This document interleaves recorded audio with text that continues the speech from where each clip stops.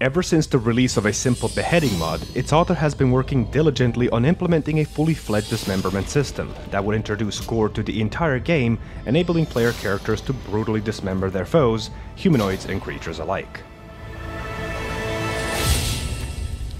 Dismembering Framework has been finally released to the public, and it features real-time dismemberment, realistic blood splatters, adaptive sound effects based on armor and weapon types, and a brief time slow effect when performing death blows. Its implementation operates directly through the game engine, providing a seamless experience that heavily resembles Fallout 4's.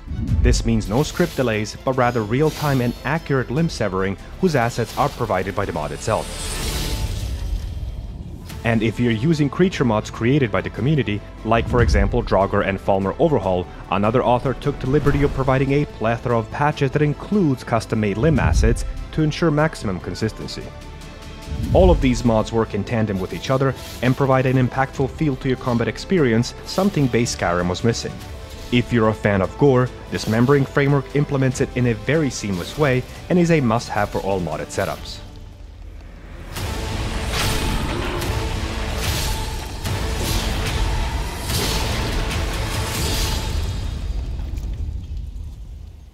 The first thing I always like changing from the ground up when modifying Skyrim is the leveling system, as the experience gain is directly tied to skill progression.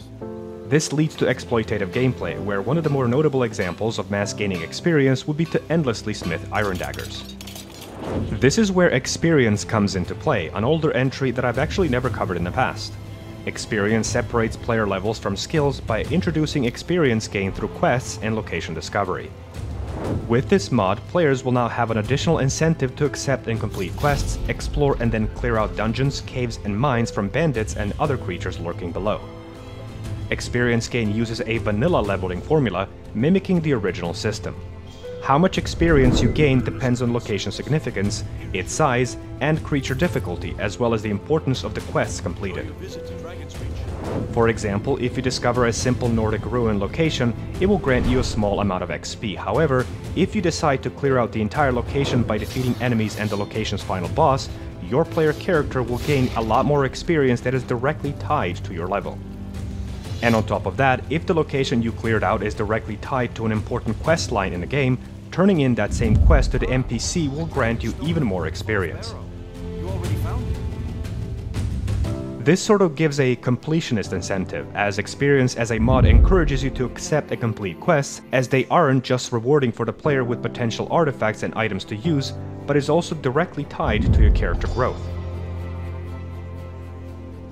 The mod is integrated into game with an original experience system in mind, your skill progression is untouched and remain as is in the base game, has no ESPs, scripts and impact on performance, making it a perfect mod for explorers and completionists. You can also opt into experience gain from killing monsters around the world, and with a separate experience MCM mod, freely change the values as you see fit. However, I personally found the base XP gain values of the mod to be perfectly balanced for a normal playthrough, as it uses the base game formula. You can also add missives compatible with experience that adds 264 radiant quests for you to complete and gain experience from. Same with Atlas Map Markers, a mod that adds 700 new map markers to existing point of interest for all regions that you can gain even more experience from. And speaking of regions, how would you like to be able to access all regions in the entire world even without leaving your home? Surfshark has offered their virtual private network services to the entire community so you can secure your online privacy with ease. In a world where privacy is unfortunately shrinking and more restrictions keep getting introduced, you should do your best to protect yourself online. Surfshark's effortless online privacy ensured by a VPN allows you to experience the web before the proliferation of advertising, with access to 100+ countries and 3200 RAM-only servers, while keeping your identity private without slowing you down. Virtually change your location with a single mouse click and effortlessly access country-exclusive streaming services. Maybe you're like me living in Europe, and that same mouse click can provide full access to the Netflix library exclusive to the United States. It also helps you bypassing those pesky YouTube videos not available in certain countries. One mouse click location change and you're all set. Surfshark also offers 30-day money-back guarantee, being as consumer-friendly as possible. So go to surfshark.com/sharksin. By following this link, access a special deal from which you'll get 4 months for free. Click the link provided below and gain access to one of my favorite VPN services. Shout out to the new channel sponsor, show them some love, click the link, and now, back to the video. Next, we would use Reliquary of Myth to improve Adric, Daedric, and miscellaneous artifacts found throughout the game that suffer from being severely underpowered and in some cases are borderline useless, especially as you head towards the higher levels. Take Dawnbreaker for example. This weapon is an okay option early to mid-game against undead, but falls off quickly in later stages. With Reliquary of Myth, besides dealing triple damage to undead, has a chance to cause an AoE explosion that destroys or even fears undead. Afterwards, emanating aura radiates from its user, restoring health and stamina to the wielder and their allies while cursing undead. One of my favorite overhauls by this mod are done to Dragonbane. As a fan of katanas, it's always an exciting feel to obtain this weapon in-game, especially with how Reliquary of Myth treats its unique enchantment, turning it into a true dragon-slaying weapon. With this mod, Dragonbane possesses the power of lightning, where hitting dragons can smite them with a lightning strike, dealing additional damage.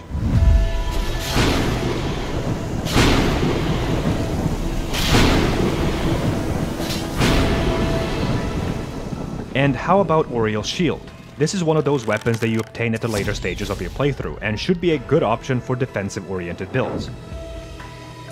With Reliquary of Myth, this weapon encourages defensive playstyle that can quickly and also periodically be turned into an offensive option.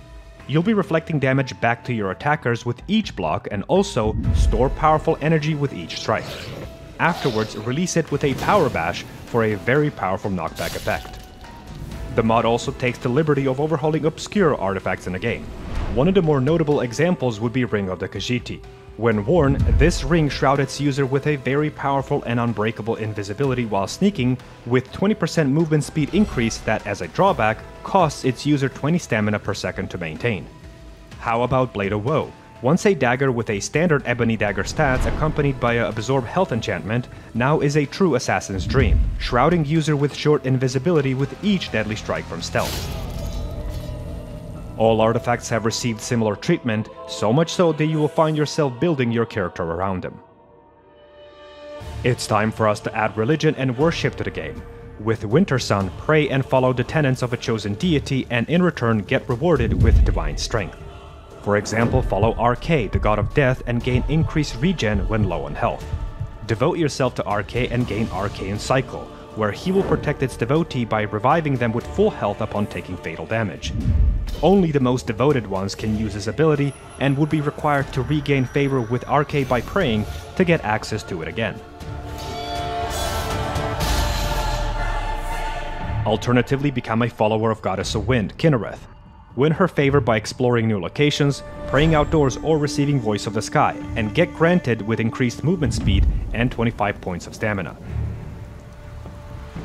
Devote yourself to her for an even more powerful ability, where Kinnereth will grant you her emissary.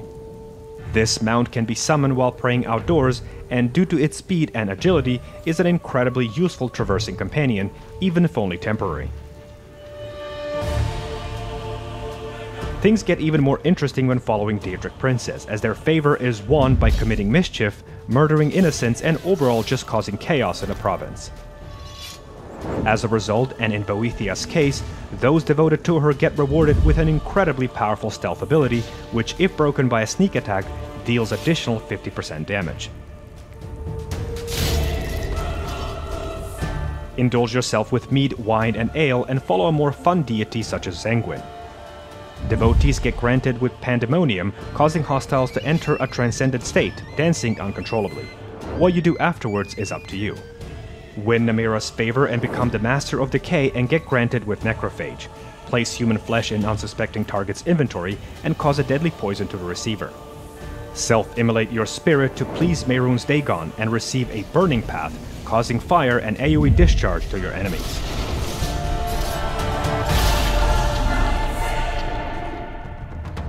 As far as standing stones are concerned, it's hard for me not to revisit a mod that's been sitting in my mod list for over 3 years now. Andromeda changes these magical stones and their effects by replacing all bonuses with 2 new abilities per stone that are designed to encourage new character builds. These abilities range from improved bonuses of vanilla standing stone abilities, all the way to very unique skills that are powerful enough to maintain, instead of having a forgettable and mundane bonuses granted in the original game. Serpent Stone, granting drastic increase in sneak movement speed at the cost of magicka, and sneak attack damage increase for both melee and projectile hits. Lover's Stone, granting you with an ability to cheat death, returning to life with full health after receiving a fatal hit, giving you a second chance to overcome your foes, and enters a lengthy cooldown period on use. Lady Stone, granting you with a Lunar Familiar summon for 60 seconds that assists you in combat and serves as a powerful companion that overwhelms your foes. Atronach Stone, granting double-edged sword bonuses by removing magicka regen, but adding magicka regain for each foe death within 50 feet based on their level, making this stone bonuses amazing to have as a mage facing large groups of enemies, while also increasing spell effectiveness for all schools of magic. Discovering all 13 grants an additional power for each of these stones. Easily my favorite third bonus comes from a Shadow Stone, granting an ability Shadow Step where, at will, you can expend 50 points of stamina to dash to nearby targets. The perk overhaul of my choice will always be Adamant, due to its Vanilla Plus friendly implementation and compatibility with MCO-oriented combat overhauls. The first thing you'll notice when using Adamant is that sprinting attacks and dual casting are not perk-specific pickups, but rather default abilities for the player. But in general, Adamant is incredibly creative in its implementation, and one example would be Speech perk tree. Rather than only improving trading-oriented skills, Speech now also increases your effectiveness as a Dragonborn. Shout-oriented builds will be increased in potency, and with Dragon of the North, have a chance to skip the cooldown and use this newly obtained bonuses to obliterate your foes as a result.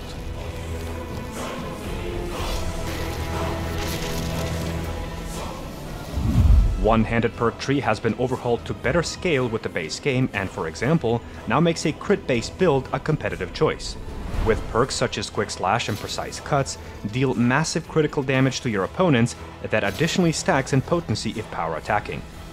Alchemy perk tree has been made less tedious to spec into by giving player access to ingredient-related perks early in the perk tree. Harvest ingredients quicker and learn the bonuses easier, and increase the potency of poisons created as well as those looted in the world. Spec into Conjuration perk tree to finally make spirit weapon builds competitive for your Spellblade playthrough by increasing their damage and debuff potency. Pick up Chaos and Mystic Binding perks and heavily improve effectiveness of all bound weapons with increased direct and elemental damage. And how about making Unarmed builds competitive with your Martial Artist playthrough with cleverly implemented add-on that introduces hand-to-hand perk tree. This add-on introduces 9 additional perks with multiple tiers that massively increase the damage and utility when performing unarmed strikes. Overall, this perk overhaul thoroughly changes the game's skill trees and provides the player with compelling choices and a smooth progression, and you will most likely find yourself creating new builds instead of always opting into a Snake Archer. As far as magic is concerned, I never stopped using Mysticism. It being Adamant's master file, it also adds 200 new spells for you to choose from for all schools of magic in a game.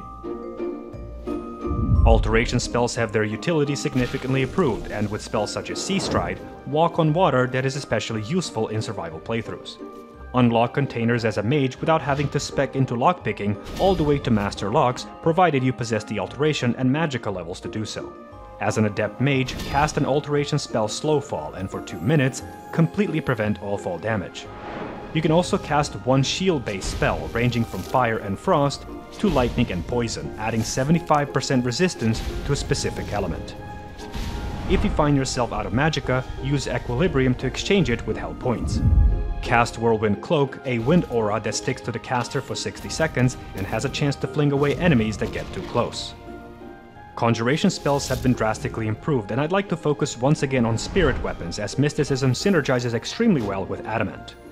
Mysticism now adds all bound weapons to your spirit weapon arsenal that you can freely summon, and they range from a shield all the way to a warhammer.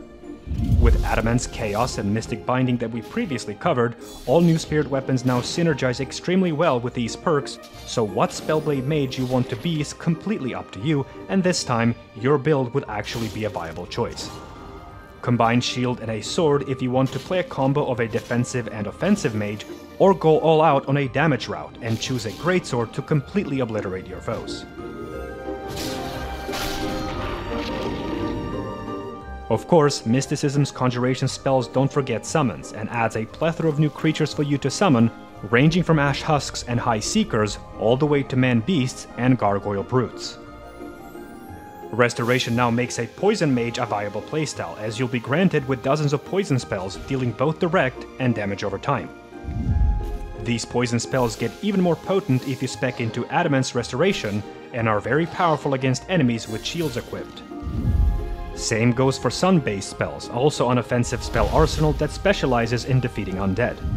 This expanded arsenal allows you to cast Daybreak or Standar's Aura, making you an incredibly effective mage against undead without having to rely on artifacts or other melee weapons. As far as Enchanting Overhaul is concerned, I still use and highly recommend Thaumaturgy. I have covered this mod in one of my previous videos, however, all you need to know is that this system leverages slot restriction mechanic to discourage stacking single enchantment on all armor pieces and removes exploitative elements. It also ensures that generic items are equal in strength to player-created enchantments and rebalances mage school robes. On top of that, it adds powerful new enchantments for you to add to your gear, especially if you choose to not specialize in a specific school of magic. Add water walking to your boots or shout damage to your headgear. The choices are varied and plentiful. The only two systems that remain to be changed are vampires and werewolves. However, as I have a Dawnguard video coming up very soon that goes in detail about vampires in general, I will ask you to consider watching that once it comes out. Werewolf Overhaul is also a project I'll be releasing in the future, so stay tuned for that, but I'll cut the rambling for now. Thank you for watching, and I will see you in the next video. Take care.